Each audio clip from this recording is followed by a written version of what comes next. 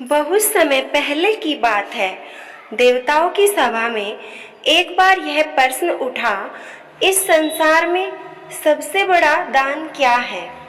कौन सा दान सबसे श्रेष्ठ माना जाए? अन्नदान, जलदान, वस्त्रदान, स्वर्णदान, भूमि का दान या ज्ञान दान? इस प्रश्न पर सभी देवगण और ऋषिगण विचार कर रहे थे, परंतु कोई स्पष्ट उत्तर नहीं मिला। अंत में सभी भगवान विष्णु के पास पहुँचे और उनसे प्रार्थना की, प्रभु आप ही बताइए, इस संसार में सबसे बड़ा दान कौन सा है? भगवान विष्णु मुस्कुराए और बोले, मैं तुम सभी को एक कथा सुनाता हूँ, जिसके माध्यम से यह प्रश्न अपने आप हल हो जाएगा। और फिर भगवान विष्णु ने एक कथा शुरू की। यह कथा है महाराज सूतन की। वे एक धर्मनिष्ठ, दानी और प्रजावत्सल राजा थे। वे प्रतिदिन हजारों ब्राह्मणों को अन्न, वस्त्र और स्वर्ण दान देते। उनके राज्य में कोई भूखा नहीं था। नदियां जल से भरी रहती, खेत लहलाते, प्रजा सुखी थी। राजा सूतन को दान देने में बड़ा आनंद आता। एक दिन जब वह राज्यसभा में था, एक वृद्ध साधु वहां पहुंचा। साधु ने कहा, राजन, सुना है आप संसार के सबसे बड़े दानी हैं। क्या मैं जान सकता हूँ आपने सबसे बड़ा दान क्या किया है? राजा सूतन मुस्कुराए और बोले, मैंने स्वर्ण, भूमि, गौ और वस्त्रों का दान किया है। क्या ये पर्याप्त नहीं है? साधु ने उत्तर दिया, नहीं राजन, ये सभी दान भौतिक हैं। क्या आपने कभी ऐसा दान दिया है जिसमें न कोई वस्तु थी, न कोई प्रदर्शन, बस केवल भावना थी? राजा चौंक गया। वह सोचने लगा, इतने वर्षों से दान करते करते उसने कभी इस दृष्टिकोण से नहीं सोचा था। उसने साधु से पूछा, हे महात्मा, आप ही कृपया कर बता दे, वह दान क्या है जो सबसे बड़ा है? साधु बोले, नहीं राजन, मैं नहीं बता सकता, परंतु भगवान विष्णु आपको स्वयं उत्तर देंगे। आपको उस सत्य तक पहुंचने के लिए एक यात्रा करनी होगी।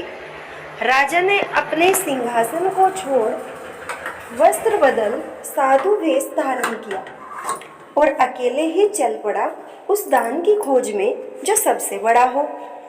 वर्षों तक वह विभिन्न स्थानों पर भिक्षा मांगते, दानी व्यक्तियों से मिलते, अन्न और स्वर्ण दान करने वालों से वार्तालाप करते, पर कहीं से भी उन्हें संतोषजनक उत्तर नहीं मिला।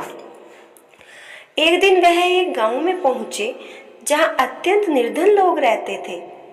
वहां एक वृद्धा मिली जो एक टूटी झोपड़ी में रहती थी। उसके पास खाने को कुछ भी नहीं था, पर जब उसने उस साधु जैसे राजा को देखा तो अपने पास की आखिरी रोटी उसे दे दी। राजा ने पूछा, माता, तुमने मुझे अपनी आखिरी रोटी दे दी, तुम क्या खाओगी?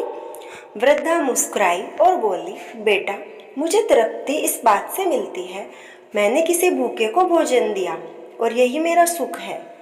राजा स्तब्ध रह गया। उसने देखा, वृद्धा से न कोई प्रदर्शन किया, न कोई दिखावा, केवल करुणा, सेवा और निस्वार्थ प्रेम के कारण उसने दान किया। उसी रात भगवान विष्णु राजा के स्वप्न में प्रकट हुए। विष्णु बोले, राजन, आज तुमने जान लिया संसार का सबसे बड़ा दान क्या है। वह है निर्लोभ, निस्वार्थ और करुणा से किया गया दान। जिस दान में कोई अपेक्षा न हो, जो केवल भावना से दिया जाए, वही सबसे महान है। वृद्धा ने जो रोटी दी वह साधारण नहीं थी, वह करुणा और त्याग से युक्त थी। वही दान सच्चा है और वही मेरा प्रिय है। राजा सूतन को उस दिन बोध हुआ, वह वर्षों से जो दान कर रहा था वह केवल बाहरी रूप था।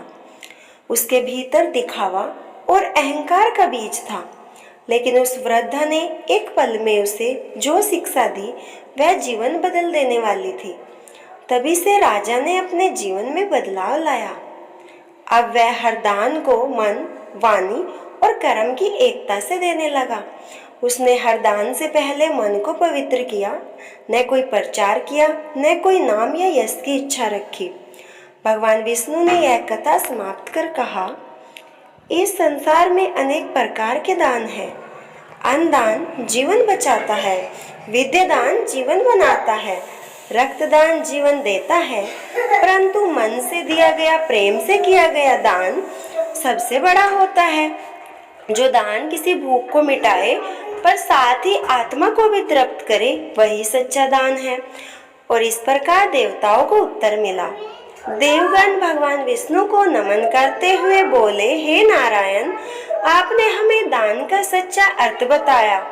आज हमें ज्ञात हुआ कि दान केवल वस्तु नहीं, वह भावना होती है। दान केवल हाथ से नहीं, हृदय से किया जाए। सच्चा दान वही है जो किसी की आत्मिक संतोष दे, किसी के दुख में मरहम बन जाए, देने वाले के भीतर अहंकार का नामो निशान न छोड़े। आप चाहे कितना भी बड़ा दान करें, परंतु यदि उसमें करुणा और निस्वार्थता नहीं है तो वह भगवान को प्रिय नहीं होता।